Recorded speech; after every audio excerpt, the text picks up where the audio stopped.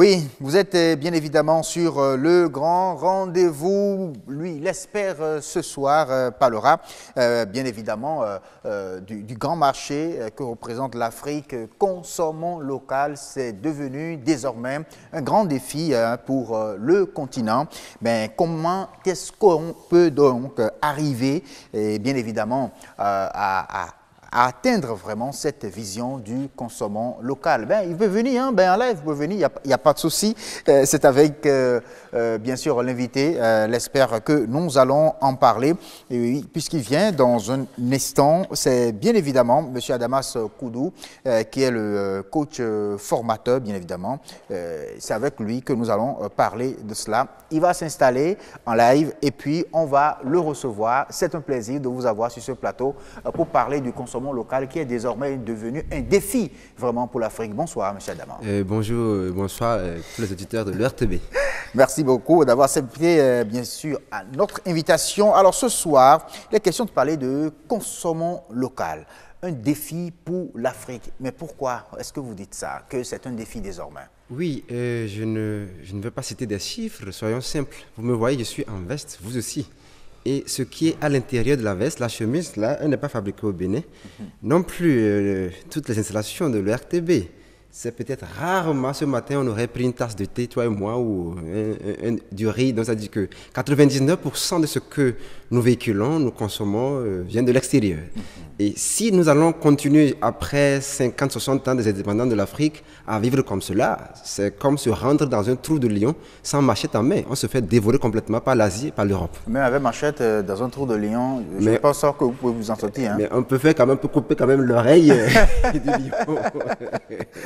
D'accord, je comprends. Alors, donc, il est question aujourd'hui d'atteindre, de relever ce défi-là. Mais comment y arriver? Oui, ça a commencé. Il faudrait que nous avons été programmés, formatés pour des décennies par un plan occidental qui nous a fait quitter la confiance en nous et en nos produits. Jusqu'à l'église, jusqu'à même la brosse à dents, jusqu'à même le thé ou la bouillie. Nous dépendons complètement de l'extérieur.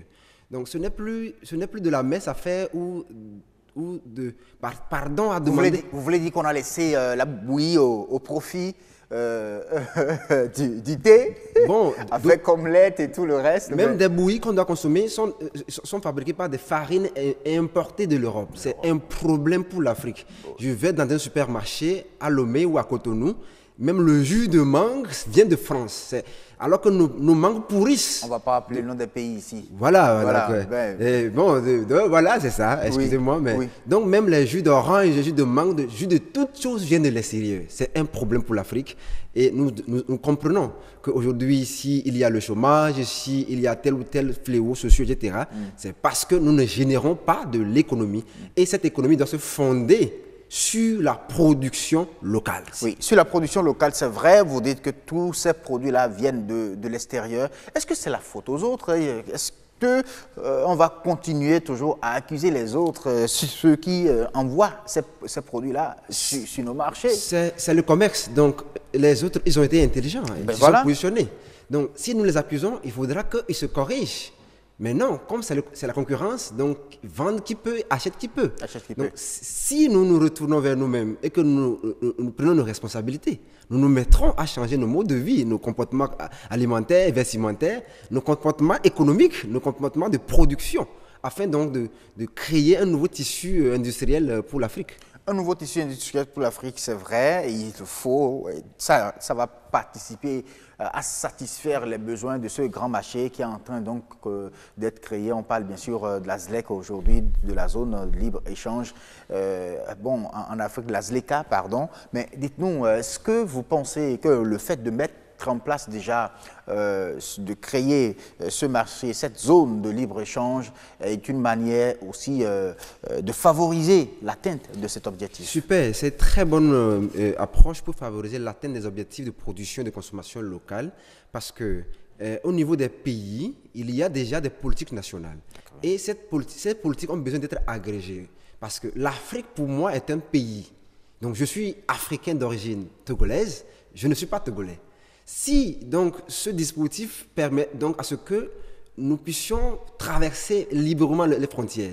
Le Bénin n'est pas un pays extérieur au Togo, la Côte d'Ivoire n'est pas un pays extérieur au Togo. Notre défi commun de l'Afrique, c'est ces pays qui nous ont pris en otage. Donc cet instrument de libre-échange va aider à ce qu'il y ait de l'essor de l'industrie agroalimentaire locale. Voilà. Local. Alors, à part déjà cet instrument dont je viens de parler de la SLECA, est-ce qu'il y a également d'autres instruments, d'autres politiques qui sont définis pour favoriser la chose, pour atteindre cet objectif-là? Oui, il y a plein de politiques qui sont définies, à mon avis, mais qui sont restées dans les coffres des technocrates, etc.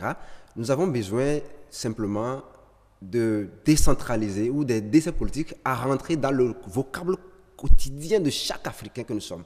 C'est-à-dire à la maison, à l'école, dans la rue, on doit saccager, on doit taper sur la table, on doit aider nos frères à comprendre qu'il faut consommer local. On doit parler, on doit faire en sorte que chaque jour, nous commencions par 10%, 30%, 20%, 30% progressivement. Donc voilà, pour moi, la grande politique, c'est d'imposer.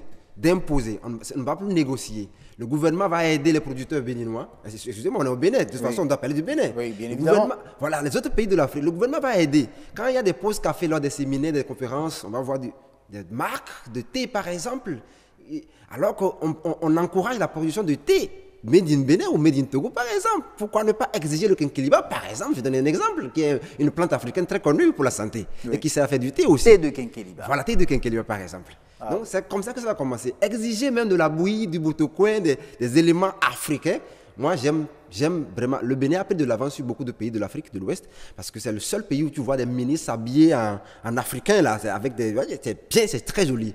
Si le Togo pouvait copier ça, si les autres pays, etc.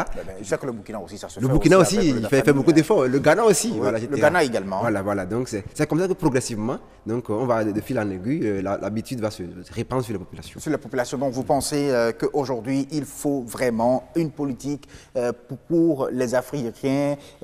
Vous participez aujourd'hui à un forum à Cotonou. Dites-nous déjà quelles sont les idées qui sont développées au sein, bien sûr, des échanges que vous faites. Je suis très content parce qu'on a été très bien accueillis à Cotonou pour le 5e forum des jeunes chefs d'entreprise de l'Afrique, dont le thème de cette 5e édition table sur la consommation locale comme étant un levier ou un instrument de promotion de l'entrepreneuriat des jeunes. Très bien. Donc, consommer local d'abord pour révéler le potentiel entrepreneurial de l'Afrique, consommer local pour aider les entrepreneurs africains à trouver de marché, parce que ne vont pas produire, nos produits ne répondent pas forcément automatiquement aux normes américaines ou européennes, on n'a pas de la facilité à exporter.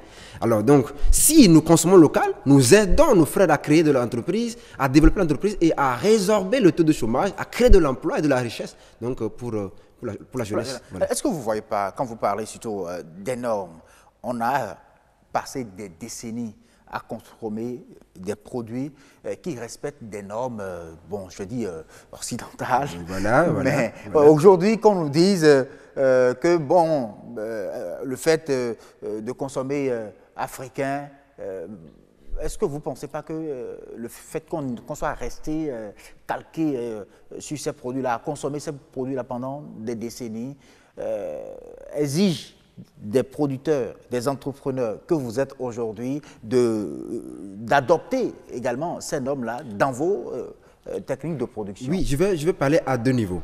Oui. L'Afrique était bio d'origine. Donc, il n'y avait pas cette question de normes ou de certification. C'est le blanc, excusez-moi, qui a amené les produits chimiques en Afrique. C'est le colon qui a parlé, bon, excusez-moi, c'est l'extérieur qui a amené des techniques de production de masse et qui a fait infecter nos terres. Après quelques années, on nous dit, on nous vend des process de certification. Donc, consommer africain ou consommer local, c'est d'accepter de manger ce que nos frères produisent sans exigence de normes, premièrement. C'est notre Afrique. Donc pour vous, manger africain, c'est manger naturel déjà. C'est manger naturel. Mais pour des questions de commerce, nous sommes obligés de progresser vers des normes. C'est-à-dire que nous voulons pas seulement faire de la consommation locale, une consommation familiale, mais une consommation business a besoin qu'on s'aligne sur certains nombres de principes qui permettent à nos produits d'être éligibles sur le marché et de la CEDEAO, de l'Afrique générale, ou de l'Europe, ou de l'Asie, etc.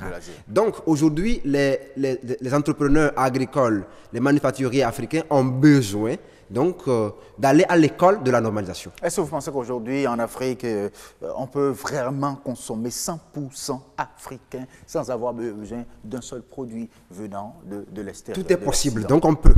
Même si on ne veut pas forcément consommer 100%, parce que nous ne devons pas rester dans ce système complètement clos. On est ouvert au monde. Donc, si le monde exporte vers l'Afrique, l'Afrique exporte vers le monde, et il ne s'agit pas donc de faire ce qu'on appelle le protectionnisme 100% protectionniste. Est-ce que c'est une manière pour vous de demander également aux Occidentaux de consommer davantage africain? Ils ont intérêt parce que nos terres sont plus naturelles. Là, vous vendez.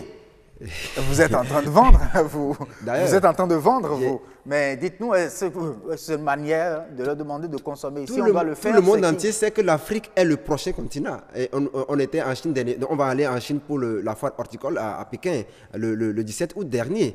Ils sont en train, c'est l'Afrique qui est la terre, qui rassure qu'on peut avoir une quantité de produits agricoles.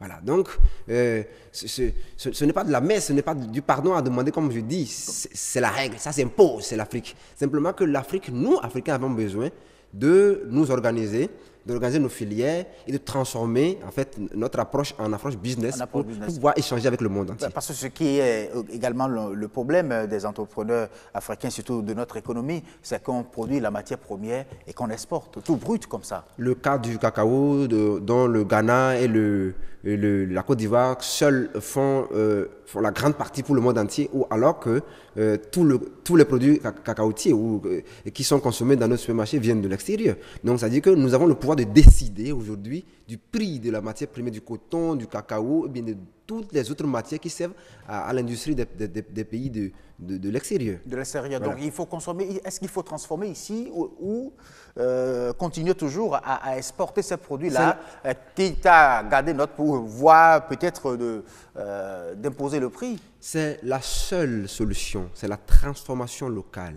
Il y a déjà de la production locale, le secteur primaire. Maintenant, c'est d'aider donc à ce que nous puissions aider nos paysans, nos agriculteurs à vendre leurs matières premières, leur production à prix qui leur permet donc d'avoir une vie décente. Et c'est cette même industrie qui permettra à ce que nous générions des produits qui ont de la valeur pour l'Afrique et comme de la valeur de l'extérieur. Donc, pour moi, la transformation, c'est la seule porte pour aider à la valorisation, des produits locaux. Merci beaucoup à vous, Monsieur Adama Koudou, coach formateur, hein, c'est ça? Et puis, directeur du laboratoire Naturité Kinkeliba, c'est mieux comme ça. Ah, je vois. Pourquoi vous avez parlé de Kinkeliba, par exemple? Un très bon thé, en tout cas. Merci beaucoup à vous d'être venu sur ce plateau. C'est un réel plaisir quand on vous entend vraiment parler. Et félicitations également pour Kinkeliba que vous avez mis en place, qui permet en tout cas aux uns et aux autres de manger, de consommer et en même temps de se soigner aussi. Merci beaucoup pour la valorisation de cette matière première en Afrique.